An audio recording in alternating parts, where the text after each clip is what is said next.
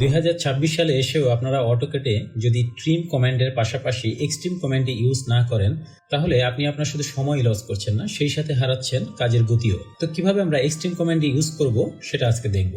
তো আমরা সাধারণত একটি লাইন বা একাধিক লাইনকে কাটার জন্য ট্রিম কমান্ডটি ব্যবহার করি। দেখুন, আমার স্ক্রিনে একটি রেক্ট্যাঙ্গেল রয়েছে এবং এর মাঝখানে অনেকগুলো লাইন রয়েছে। এখন আমি যদি এই ভিতরের লাইনগুলোকে কাটতে চাই, সেক্ষেত্রে স্বাভাবিকভাবেই আমি ট্রিম কমান্ড ইউজ করব। যদি ট্রিম কমান্ড ইউজ করি তাহলে দেখুন কি হয়, TR আমি ট্রিম কমান্ড নিলাম। এখন আমি যদি এটাকে মাউস ড্রাগ করি এভাবে, তাহলে এইভাবে কিন্তু আপনার ট্রিম কমান্ডটি কাজ করবে। হ্যাঁ, মানে একসাথে আপনার সবগুলো লাইন কিন্তু কাটবে না, ঠিক আছে? এটাকে ধাপে ধাপে কয়েকটি ভাগে এটা ট্রিম কমান্ডটি কাজ করবে, কিন্তু এই কাজটা সময় সাপেক্ষ ব্যাপার। তাই আমরা এই ক্ষেত্রে এক্সট্রিম কমান্ড ইউজ করব। তো এক্সট্রিম কমান্ডটি কীভাবে ইউজ করব? তো প্রথমে কিবোর্ড থেকে EX আপনি যদি টাইপ করেন, তো দেখেন এখানে এক্সট্রিম নামে একটি অপশন এসেছে।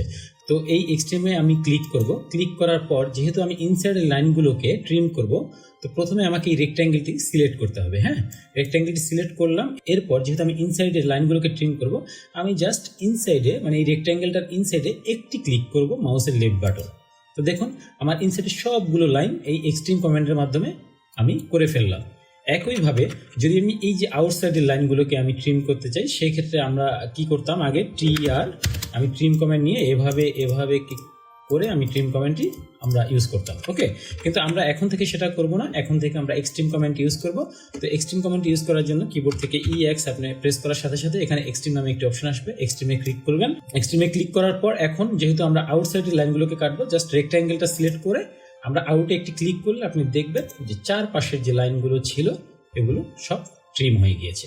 তাহলে আপনারা বুঝতে পারছেন যে ট্রিম আর এক্সট্রিম কমান্ডের মধ্যে কি পার্থক্য এবং এক্সট্রিম কমান্ডটি কত সহজে আপনার খুব অল্প সময়ে আমার এই কাজটি করে ফেললো। তো সবাই ভালো থাকবেন। ভিডিওটি ভালো লাগলে চ্যানেলটি সাবস্ক্রাইব করবেন। Thank you.